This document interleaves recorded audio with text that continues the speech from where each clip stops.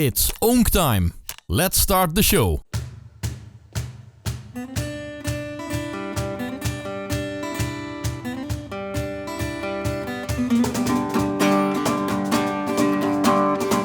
Well, I walked into the bank on an early Monday morning. There were tears in my eyes. I was looking for a loan. I looked the banker in the eye. Said, "Sir, what do you need?" I just said, "Mister, won't you just listen, please? For each and every one of us, our Lord has a plan, and for mine, I'm gonna need about 3 or 4 grand.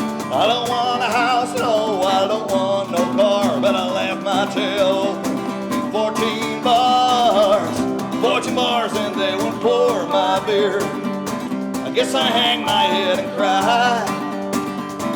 14 bars, across goddamn town. It's 14 fucking bars and I'm still dry.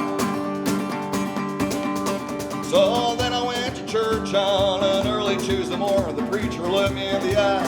Said, "You're 2 days late, my son, but at the end of the line, so I know that church the place for me. He's here, redemption is for nothing, and the wine is free. 14 bars and they won't pour my beer.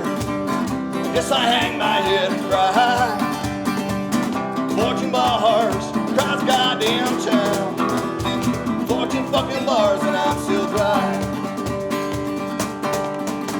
So then I went to Mama on an early Wednesday morning. She looked me in the eye. "I'm glad to see you, my son." Said, "I've been studying the Bible for a longest fucking time. I still haven't figured out how to water into wine. 14 bars and they won't pour my beer. I guess I hang my head and cry. 14 bars, across goddamn town. 14 fucking bars and I'm still dry."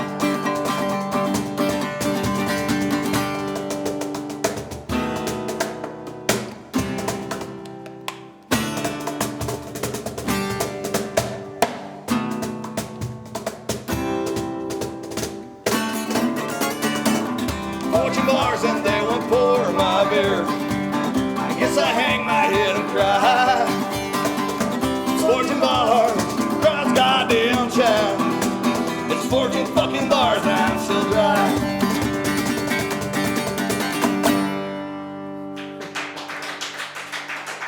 Welkom bij Breek de Week en het was weer een heerlijke muzikale inzet dit keer met Eddie en Emiel. Ze hadden ons beloofd om hier naartoe te komen als de muziek klaar was. En dat belooft wat, ze gaan er allemaal over vertellen. Zo is het, Roermond in Tune is een belangrijk platform, daar gaat het over. En we gaan natuurlijk luisteren naar nog meer muziek. Daarna is het tijd voor Op Stap met Brenda. Om te kijken wat er te doen is in Roermond en omgeving. De Wereldoorlog, de Tweede Wereldoorlog, heeft natuurlijk overal huisgehouden. Zo ook in Maasbracht. Er is een expositie daar. En Paul en Wim komen daarover vertellen van wat daar allemaal te zien is. En dat je er vooral naartoe moet gaan. En we sluiten af met een heel bijzonder onderwerp. Dat gaat namelijk over een buurtcamping. De buurtcamping Camillus in Roermond. Een camping in Roermond voor gewone mensen. Heel erg vreemd, maar we gaan het allemaal ontdekken. Want daarvoor is de gast Nancy Arns. Welkom mensen. En welkom hier aan tafel. Dankjewel. Dankjewel. Ja, we zijn al heerlijk begonnen met dat eerste nummer. En wat ik begrepen heb jij dat nummer geschreven? Nummer 14 bars. Ja. Ja, klopt. Niet geheel autobiografisch, maar het gaat eigenlijk om iemand die naar een bank gaat om een lening aan te vragen omdat hij in 14 kroegen in Roermond een rekening heeft openstaan en hij dus nergens meer een pulsje krijgt. Dus dat is het nummer 14 bars. Ja, en dat spelen jullie normaal met jullie band, Death Row Delta. Ja. Dat is ook de reden dat je hier bent, want naast jou zit, daar wil ik toch even naartoe gaan, Eddie Klaassen. Eddie, hartelijk welkom. Je zit ook in die band, maar je zit ook in Roermond in Tune. De stichting die eigenlijk in Roermond popmuziek een slinger wil geven. Ja. En dat is ook de reden dat jullie hier samen zijn, om daarover te komen vertellen. Ja. Voor de mensen die het niet weten of gemist hebben, wat is Roermond in Tune? Nou, Roermond in Tune is eigenlijk een stichting opgericht om te zorgen dat, wat je zegt, dat die popmuziek in de stad een slinger krijgt. We vonden dat vanaf 2000 of zo, ik heb een drumschool en ik ben drummer. En met een paar mensen dachten we, we kunnen hier nergens meer spelen in de stad. En op andere plekken wel. En kroegeigenaren gingen steeds meer naar DJ's of zelfs naar helemaal geen muziek meer programmeren. Hij dacht, er moet toch een manier zijn om dat weer een beetje een nieuw leven in te blazen. En dat is Roermond Tune geworden. We dachten, weet je, zien spelen doet spelen. Dus als ik een bandje zie, dan wil ik misschien zelf ook wel muziek gaan maken. En dan wil ik misschien als kroegeigenaar ook wel die band weer programmeren. Weet je, zoiets. Dat was een soort 3-eenheid tussen de muzikant, de gemeenschap en ook de gemeente. De gemeente Roermond draagt ook een steentje bij aan die stichting. Waarvoor dank. Goed, en zeker ook die muzikant die dan een plek heeft. Dus kroegeigenaar, muzikant en gemeenschap, die proberen met elkaar in contact te brengen. Ja. Een soort wisselwerking. Absoluut. Ja. We organiseren jam sessies, we organiseren, en dat is Roermond breed, dus ook in Zwalmen bijvoorbeeld. Afgelopen zondag nog bij de Meister in Zwalmen. Organiseren een festival, Liverpool aan de Maas. We mede-organiseren Weerstand Open Air, dus daar kunnen bands van ons een podium krijgen op ons eigen Roermond Tune stage, echt een mega stage. Straatmuzikantenfestival hebben we afgelopen jaar georganiseerd, doen we dit jaar weer. We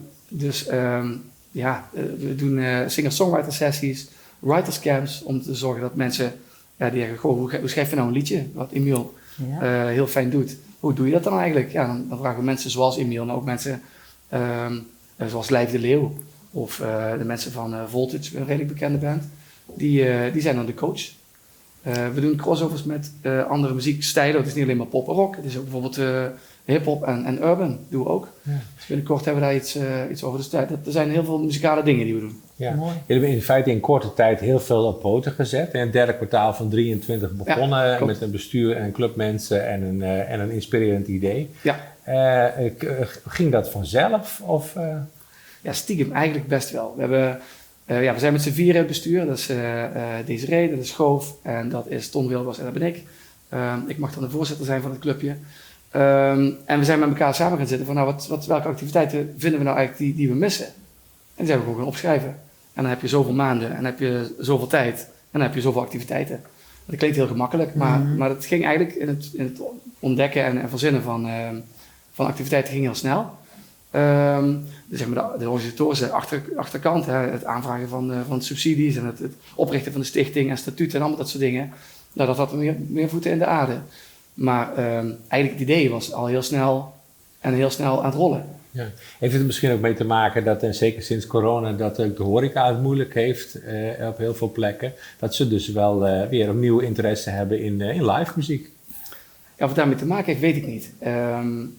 Van mijn gevoel, maar dat is puur de aanname, die heb ik niet gecheckt. Het is nogal een gedoe om een band te organiseren, een band te vinden die goed is.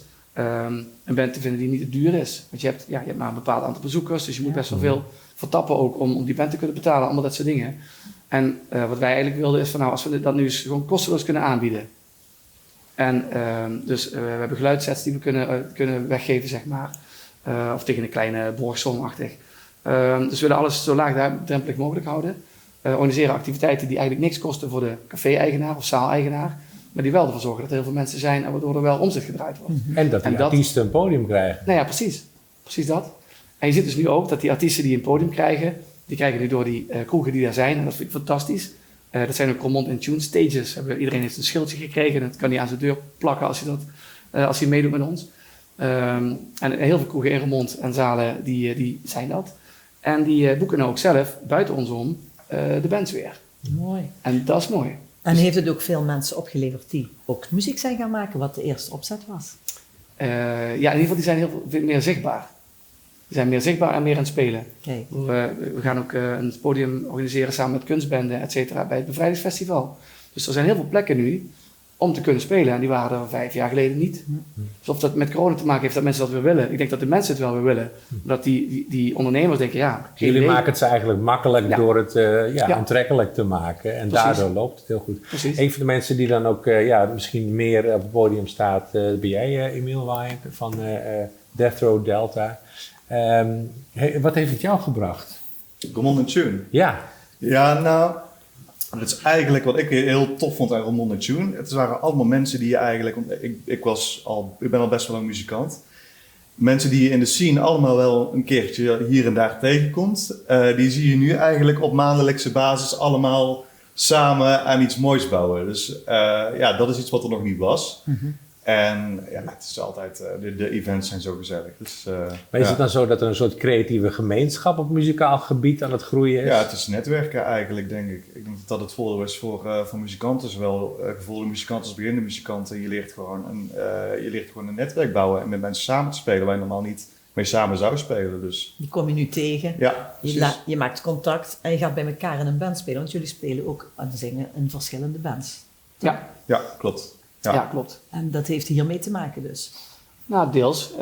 Kijk, als je het zelf kan... Ja, we waren al best wel zelf dingen aan het organiseren. Ja. En dan heb je dat misschien niet per se nodig. Maar er zijn ook mensen die op een zolderkamer zitten. Die rappen daar, produceren daar, spelen daar gitaar, drummen daar. En die vinden het lastiger om andere mensen te vinden.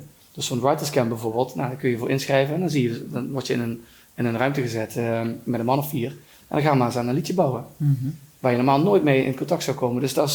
Dus de mensen die de weg vinden, zeg maar, of al gevonden hebben, dat is vooral, voor ons is het iets dat we best wel met regelmatige basis ergens kunnen spelen met Death Row Delta. Dus er zijn meer mogelijkheden, zeg maar. Maar voor andere mensen is het zo dat er meer mogelijkheden zijn om elkaar te leren kennen. Ja, Dus het is een beetje, je kan uithalen wat je wil eigenlijk. Ja. Nou is het, zoals zei je in het voorgesprek, eigenlijk die inspanningen die jullie geleverd hebben en nog steeds leveren, Ja. dat werpt ook daarbuiten vruchten af, dat het een soort beweging in gang heeft gezet. Ja, ik ben mega ideologisch en ontzettend positief. Dus ik zie dat wel zo, ja. En ik denk ook wel dat dat zo is. Als ik dus nu zie, in mijn muziekschool, hè, dus de muziekloods, daar zijn ook repetitieruimtes. Daar repeteren nu 25 bands per week. Die er eerst niet waren. Mooi. Of in ieder geval die niet zichtbaar waren, laat ik het zo zeggen. Dus Ja. nu moet ik zelfs af en toe hoekeren met de ruimte. Denk ik, oké, hoe ga ik dat vanavond weer draaien? Maar dat is natuurlijk fantastisch. Ja, En zeker. bandjes die zich samenpakken. We organiseren zo'n crossover ding op 10 mei. Met hip-hop en met poprock. Hop ja, en roll. Hop en roll. Ja. Ja, precies. In de movement in Roermond. Dus ook die betrekken we daarbij, weet je wel. En de AC betrekken we erbij. En er is nu een band die zegt, nou weet je wat, ik wil dat wel gaan doen. Dus ze hebben zich met een paar man, zeg maar, uit een aantal gelederen samengepakt. En die gaan dus met een rapper, die ze nog niet kennen, gaan ze dan iets organiseren. Mooi. Dat is toch cool. Even tot slot, vanwege de tijd. Emiel, je gaat nog 1 nummer voor ons zingen, samen met Eddie.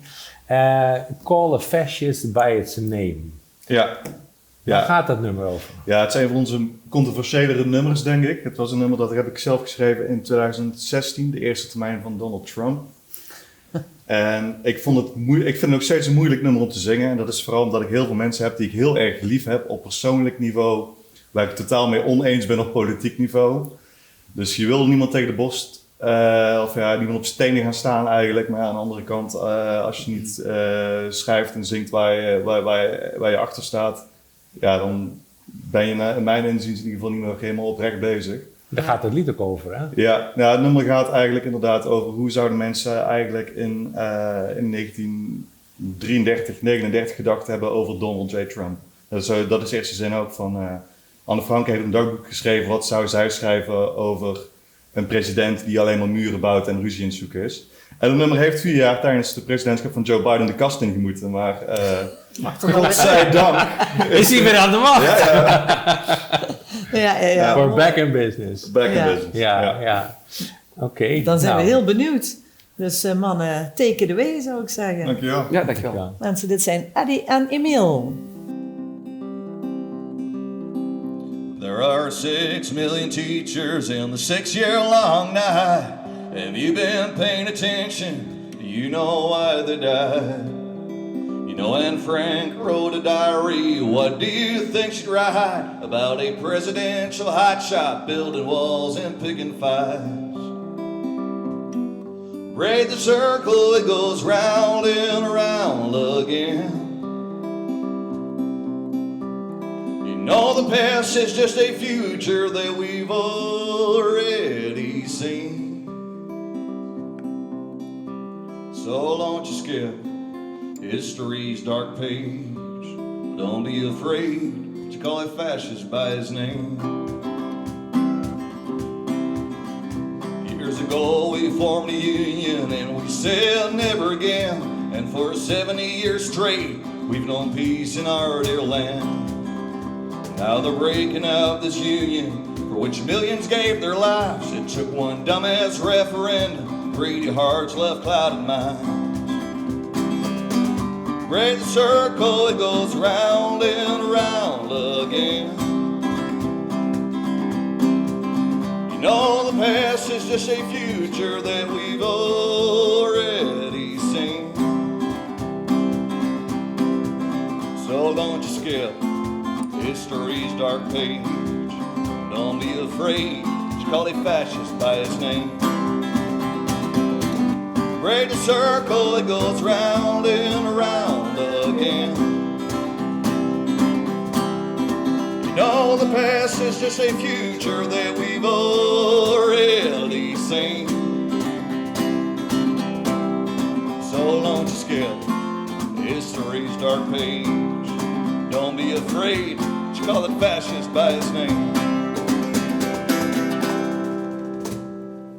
Wat is er te doen in Roermond en omgeving? Ontdek het bij Op Stap met Brenda.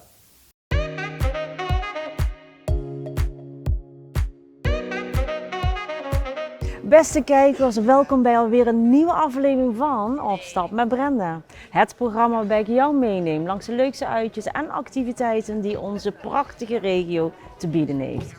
Wij zitten inmiddels al in de maand april en je weet wat ze zeggen, april doet wat hij wil. En dat geldt ook voor jou als jij gezellig met mij meekomt op stap. Pen en papier, plezier begint hier. De tijd voor Paas is niet compleet zonder het bekendste werk van componist Johann Sebastian Bach. De Matthäus Passion. Toonkunstkoor Roermond voert de Matthäus dit jaar uit samen met het Barokorkest, Concerto Vivo, de Limburgse Koorschool en een aantal internationale solisten. Het gaat daarbij om Knut Schok, Hans Christian Hinz, Tanja Aspelmeijer, Marie Seidler, Pascal Pitti en Vincent Kusters. De uitvoering staat onder leiding van dirigent Pieter Cox en vindt plaats in Theater de Oranjerie op 15 april van 19:30 tot 22:30. Kaarten kosten €35 inclusief pauzedrankje en garderobe en zijn verkrijgbaar via theaterroermond.nl. Een onvergetelijke avond vol funky vibes en ongeëvenaarde muzikale virtuositeit. Daarvoor zorgt de internationaal geprezen Deense bassist, zangeres, songwriter en bandleider Ida Nielsen. Ida, bekend van haar tijd bij de legendarische bands New Power Generation en Third Eye Girl, van niemand minder dan Prince, brengt haar explosieve mix van funk, slapbass, catchy pop en aanstekelijke rap op 3 mei naar het podium van de AC Cultuurfabriek. Met haar nieuwste album More Sauce Please, met haar kenmerkende basgitaar, zorgt Ida voor onweerstaanbare grooves en energie, die het publiek van begin tot eind in beweging zullen houden. Verwacht een set vol dampende funk, virtuoze baspartijen en een scala aan muzikale stijlen. Van oldschool funk tot wereldmuziek en hip-hop invloeden. Niet alleen een eerbetoon aan haar mentor Prince, maar ook een showcase van haar eigen muzikale veelzijdigheid en onmiskenbare flair. Kaarten kosten €30 en zijn verkrijgbaar via de website accultuurfabriek.nl. Design en vakmanschap komen samen in het hart van Roermond. Van 16 april tot en met 9 november is de tentoonstelling Design in Beweging, vormgeving in het voetspoor van Kuipers, te zien in het Kuipershuis. 6 hedendaagse ontwerpers combineren hun passie voor vakmanschap met een eigentijdse visie en slaan met hun ontwerpen een brug tussen traditie en innovatie. Net als Pierre Kuipers zijn zij meesters in het verbinden van ambacht en vernieuwing, met een scherpe blik op de wereld om hen heen. De 6 ontwerpers zijn bovendien de genomineerden voor de Harry Tilly-prijs en de Limburg Design Award 2025. Het zijn Bouke Bruins, Nienke Hoogvliet, Bart Lunenburg, Simone Post, Team Thursday en Studio Truly Truly. In het najaar van 2025 reikt de gemeente Roermond de prijzen uit. De prijswinnaars worden geselecteerd door een jury, maar als onderdeel van het tentoonstellingsbezoek worden bezoekers uitgenodigd om hun stem uit te brengen voor de publieksprijs. Pink Floyd at Pompeii, de baanbrekende film uit 1972, die werd geregisseerd door Adrian Maben, is terug in de bioscoop. De muziekfilm is digitaal geremasterd en voorzien van verbeterde audio. Opgenomen bij de indrukwekkende ruïnes van het oude Romeinse amfitheater in Pompeii, toont de film Pink Floyd tijdens een intiem concert zonder publiek. De film bevat tijdloze klassiekers zoals Echoes, A Saucerful of Secrets and One of Those Days. De adembenemende beelden van het amfitheater, zowel overdag als 's nachts, versterken de magie van het optreden en zorgen voor een unieke en meeslepende ervaring. Daarnaast bevat de film zeldzame beelden die een kijk achter de schermen geven. Terwijl de band werkt aan The Dark Side of the Moon in de Abbey Road Studios, een waar meesterwerk van beeld en geluid, te zien van 24 tot en met 27 april in de AC Cultuurfabriek. Tickets zijn verkrijgbaar via de website en een filmpas is niet nodig. Het gloednieuwe Hart van Limburg magazine neemt je mee langs de mooiste plekjes in de regio en biedt volop ideeën voor een dagje uit of een weekendje weg. Van adembenemende fiets- en wandelroutes tot culinaire hotspots en verrassende uitjes. Er is voor iedereen iets te ontdekken. Met praktische tips en insideradresjes is het een onmisbare gids voor wie Hart van Limburg op een unieke manier wil beleven. Het magazine is op verschillende locaties in de regio gratis af te halen, zoals bij VVV-punten, toeristische ondernemers en horecagelegenheden. En wie liever thuis wil bladeren, kan het magazine eenvoudig bestellen via webshop hartvanlimburg.nl. Rotterdammer Stefan Pop was van 2006 tot en met voorjaar 2012 redactielid van het satirische televisieprogramma Dit Was Het Nieuws.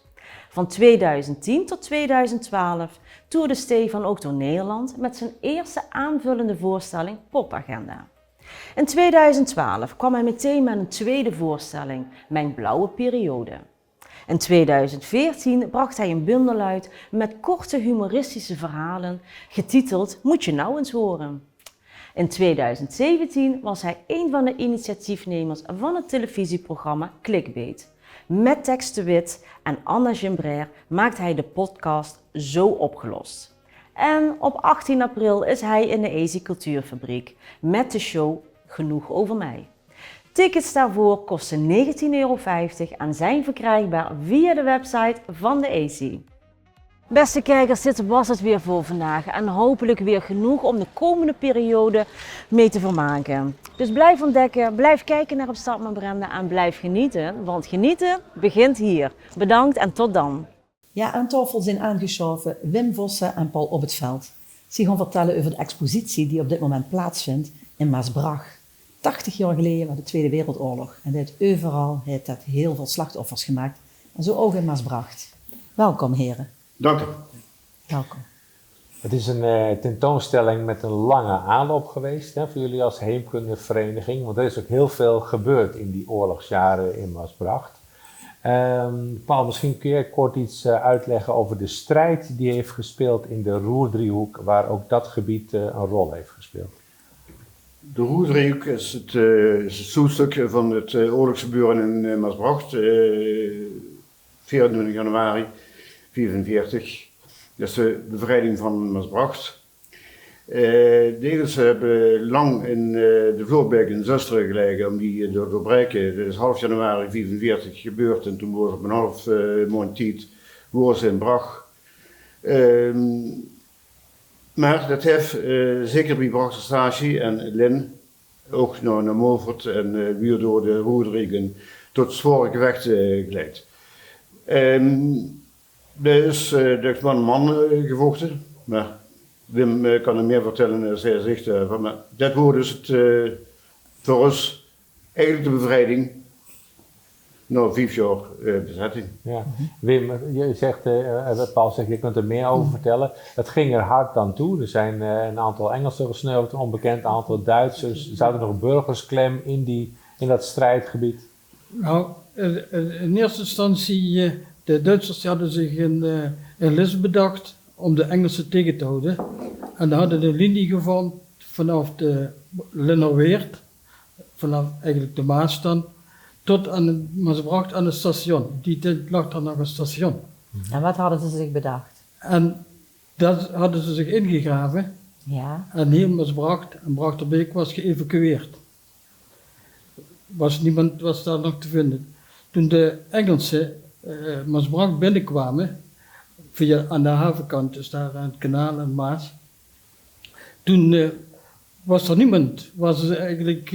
Ze vonden geen Duitsers. Ze vonden nemers. Er was niemand meer. En wat gebeurt nu?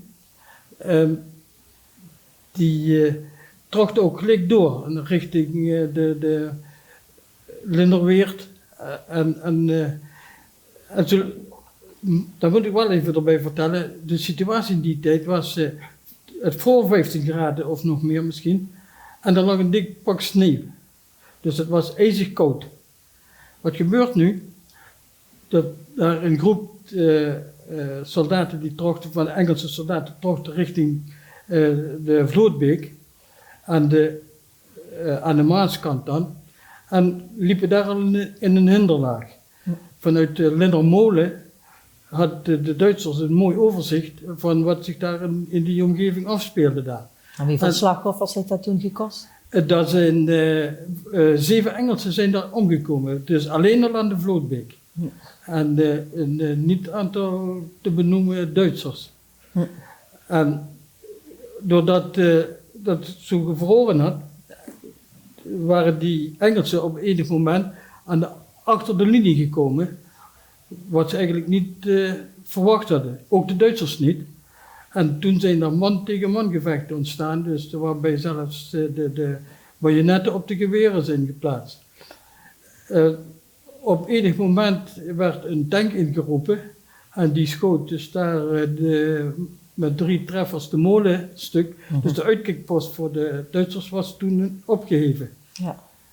Een andere groep, die waren via de stationsweg richting het station gegaan en liepen daar in een hinderlaag. Ook in een open veld. En daar heeft dus die Harde, heeft daar op enig moment, dat is Erik Harde, die heeft daar tot 3 keer toe een actie ondernomen om die gewonden uit het veld te halen. Bij de 3e actie is hij zelf gesneuveld. Ja, want als mensen denken aan de bevrijding, dan zijn er foto's van wie de tanks naar binnen gehaald werden, wie alles gevierd werden, de vlaggen weer naar buiten gingen. Maar eigenlijk is dit de bevrijding, het gevecht. Ja, dat is de bevrijding, maar de tanks en de inhalen, dat heeft in Maasbracht niet zo gespeeld. Dat kwam eigenlijk ook doordat de Engelsen, die hadden daar eigenlijk in totaliteit, dus de bevrijding Maasbracht, Linden, dat er zijn 25 Engelsen gesneuveld. En nog wat Amerikanen later. Maar er kwam een wisseling van de wacht. De Engelsen die waren helemaal klaar daarmee, dus die hadden rust nodig. Toen hebben de Amerikanen dat overgenomen. Vandaar dus dat in januari tot begin maart of half maart heeft dat daar nog gevechten plaatsgevonden in het Linderveld. Tegenwoordig hebben we allemaal in de telefoon, kunnen we foto's maken, maar dat was toen niet. Ja. In die expositie, wat gewoon voor dat zien? Er zijn foto's die toen gemaakt zijn. Ja. We hebben ook een aantal veldtekeningen die door een Engelse officier gemaakt zijn. Die zijn ook in diverse beuken verschenen, maar daar hebben we dus ook afdrukken van. Dus natuurlijk wel fototoestellen houden we in die tijd, zeker in de gevechten worden die niet aanwezig. Nee. Dus snel een schets maken, op papier zetten. En ook vooral met tactische doelen, hè? Dus van die zit daar en die zit daar en dit moet je vermijden en daar moet iemand uitvallen. Dat is natuurlijk ook een tactisch gevecht wat er plaatsvindt. En dat kan een dubbeltje op zijn kant zijn, maar uiteindelijk, ook door mankracht denk ik, hebben de Engelse Amerikanen deze strijd gewonnen. Een van de andere dingen die heel belangrijk is geweest in de geschiedenis van de Tweede Wereldoorlog in Maasbracht is het feit dat de Duitsers op een gegeven moment het Spaans benauwd kregen. En er lagen heel veel schepen in de haven van Maasbracht. En die hebben toen een drastisch besluit genomen. Ja. Op 29 september 1944 hebben Duitse manschappen ieder schip bezocht met de opdracht om ofwel het schip zelf tot zinken te brengen, dan wel de Duitsers dat deden. Maar in ieder geval, ze moesten op 30 september het schip verloot hebben. Dat waren allemaal binnenvaartvissers, hè? Het zijn een paar honderd. er waren 240 schepen in de haven. Er waren een aantal zeeboords, schepen, baggerschepen. Kortom, het hele scala aan schepen wat eigenlijk op dat moment verwerkt worden. Want het mocht niet in de handen vallen van de vijand. Nou, de Duitsers hebben geprobeerd om de schepen over te houden, om naar het achterland in Duitsland te varen, omdat ze dat ook wel handig vonden om te hebben. Maar die hebben eigenlijk massaal daarop geweigerd. Stoer. Het gevolg is wel dus dat 30 september die schepen voorzien worden van die dynamietladingen. En die zijn tot een ploffing gebracht, waardoor de schepen allemaal gezonken zijn. Ja. Dat heeft na de oorlog, ik moet nog even vertellen, in de noordelijke haveningang hebben ze 2 schepen dwars op de stroom gezakt, zodat dat eigenlijk niet meer goed kon. Een schip wordt geleid met cement, dus dat is een behoorlijke massa geworden. Wat na de Krijg je oorlog, niet zo, dat krijg je niet zo weg. Ja, na de oorlog heeft de toenmalige beursmeester van de schippersbeurs, Frans Breij, met een roeibeurtje door de haven rondgevaren, heeft er een tekening van gemaakt. Dat wist ook wat voor schip dat behoren, wist de namen van die schippers voor het grootste deel nog, wat voor lading dat erin zat, en dat heeft allemaal op papier gezet. Het is bekend wat er gezonken is. Ja. Ja. Nou, dan zijn jullie als heemkundevereniging bezig om die herinnering vast te leggen en levend te houden. Onder meer met een wandeling en een maquette de afgelopen jaren. Kunnen jullie daar wat meer over vertellen? Nou, het Schepenkerkhof, dat is genoegzaam bekend. Langs de haven is er allemaal gebeurd. We hebben het Scheepvaartmuseum. Er wordt er ook aandacht aan besteed, dus dat is niet een onderwerp hoe we als heemkundevereniging op zich veel met doen. Wat we wel gedaan hebben is langs de diverse monumenten in Maasbracht een fietsroute gemaakt, we hebben een industriewandeling in Maasbracht gemaakt en proberen ze ook, bitpijs er ook, maar proberen we allerlei manieren dus de geschiedenis van Maasbracht levend te houden. Waarom is dat zo belangrijk? Nou, op een gegeven moment willen mensen weten hoe ze eraf komen. En dat is niet alleen naar eigen leven, maar dat is ook het vakinhoudelijk. Wie is de eigen vak, wie is dat gegaan, wie is het in de familie gegaan, wie heeft een dorpsje ontwikkeld, dat soort zaken. En Maasbracht is eigenlijk tot aan de Tweede Wereldoorlog, Maasbracht dorp, is het langs de haven had ze, dus de havenstraat, en dan bij de kerk ging ze naar de oosten richting Maasbrachtweg. Dat was Maasbracht, meer wordt het niet.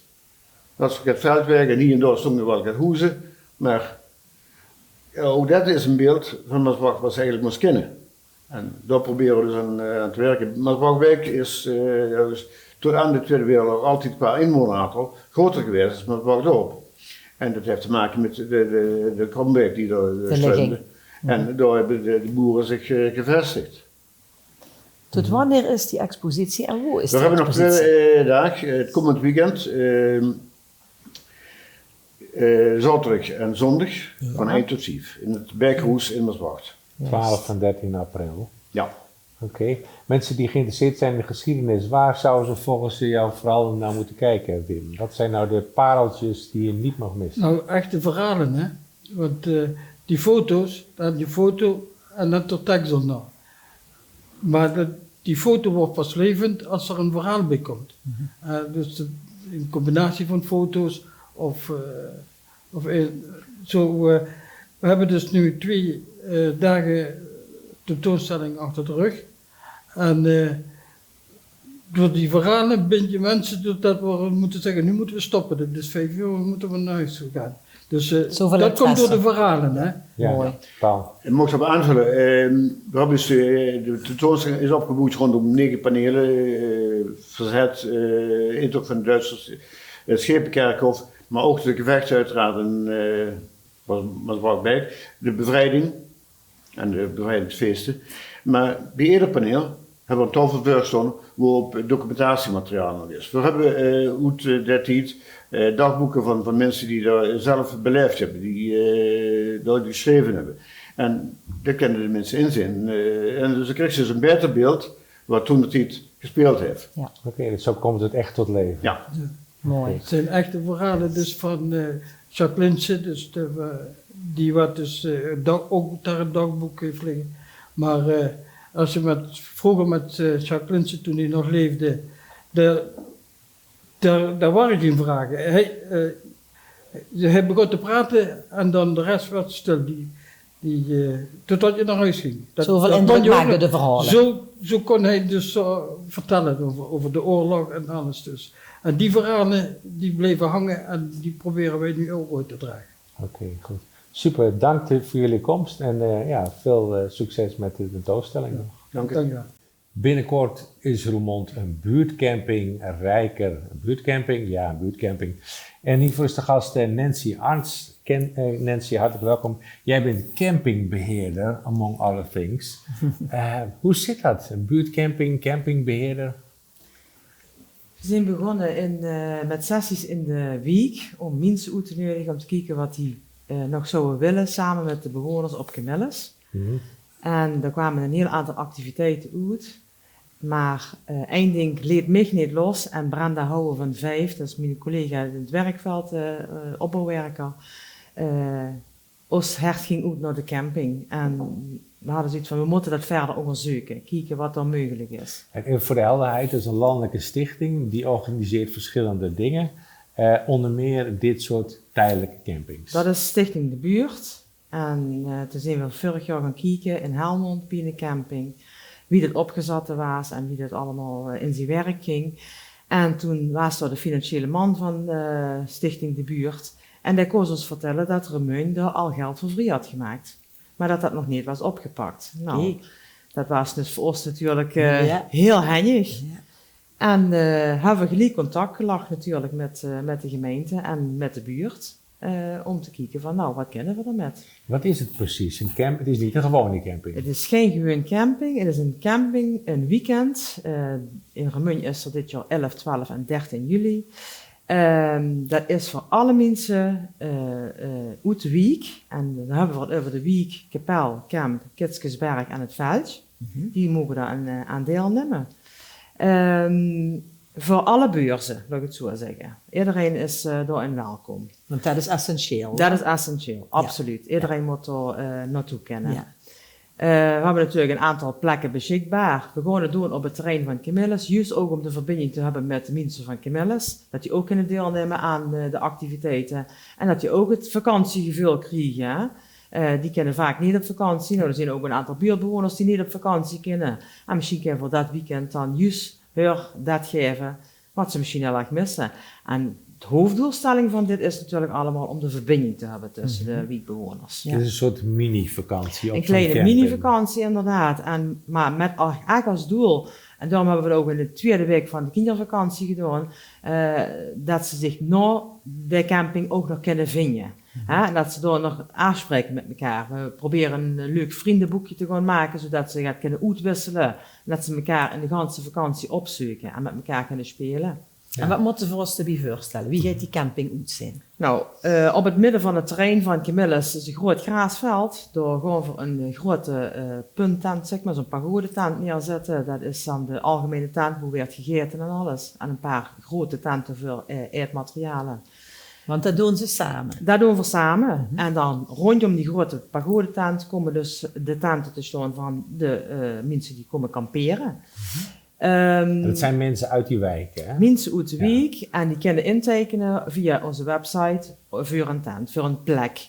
De kinderen komen alleen, de kinderen met z'n tweeën komen of met een gans gezin. Dat is één prijs dat ze betaalt voor het gans weekend, all in. Dus met eten en drinken en alles. En dan zit je daar met je gezin in je tentje. En wat dan? Er is een kampvuur gepland, heb ik gehoord. Daar word ik altijd blij van. Ja, nou, we hebben heel veel activiteiten. Er zijn nog heel veel organisaties en verenigingen die ons willen helpen en ook bedrijven.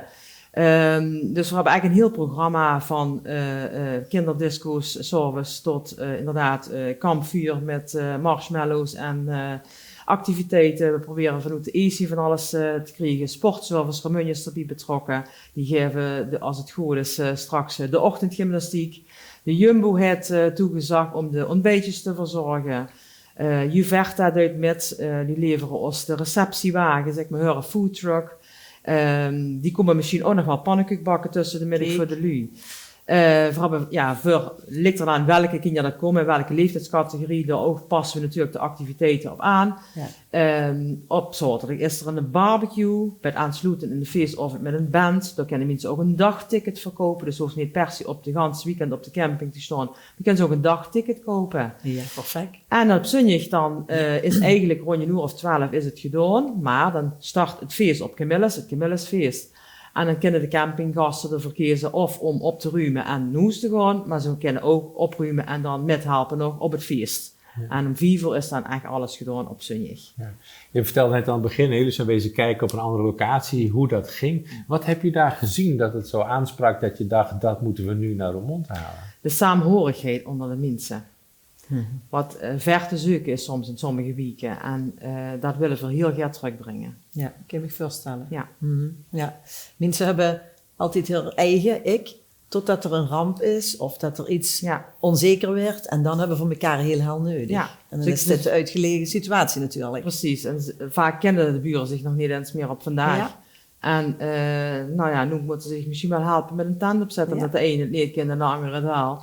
Ook dat. En als we het hebben over eenzaamheid, op Camillus is natuurlijk ook eenzaamheid. Zeker. En dit verbindt dan weer. Zeker, absoluut. Ja, een super kans. Ja. Dit doe je toen niet met z'n tweeën? Nee, dat doen we niet met z'n tweeën. Het is altijd de bedoeling dat we een kernteam samenstellen die allemaal een aandachtsgebied hebben. Daar hebben we er een paar van gevonden. Vrijwilligers.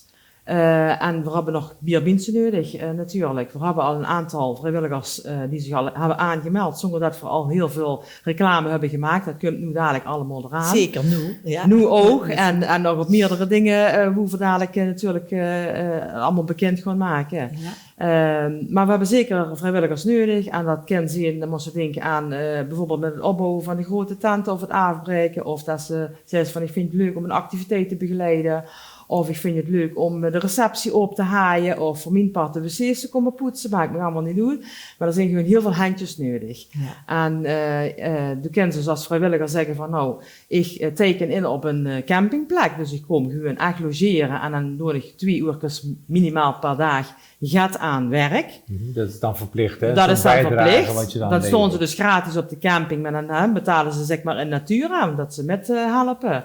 Of toen zei ze, ik ben gewoon vrijwilliger en ik kom op de plekken en op de manier dat ik ingepland weer om gaat te doen. Dus het kan op allebei kanten. Hoe kunnen ze zich melden? Dat ze nu zeggen, ik ben hier wel enthousiast voor, ik wil hier wel aan meedoen. Ze kunnen uiteraard bij mij of bij Brenda melden. En ook via de website kunnen ze zich aanmelden.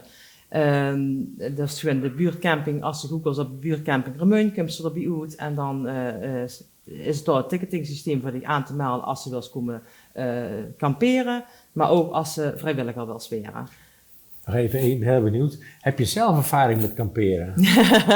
Nee, ik zelf niet. Je bent nu campingbeheerder, dus de lat ligt hoog. De lat ligt zeker hoog. Ik ben zelf niet zo van kamperen, maar ik vind het ontzettend leuk om het te organiseren voor andere mensen. En die de gelegenheid geven om lekker op vakantie te kunnen. Ja, want dat is vooral de opzet. Dat iedereen minimaal een weekend en een keer op vakantie kan. Precies. Ja, dat kan ik me heel goed voorstellen. Ja, prachtig zo'n doel. Ja, prachtig. Dankjewel voor die komst. Dankjewel voor het verhaal. En heel veel succes. Dankjewel.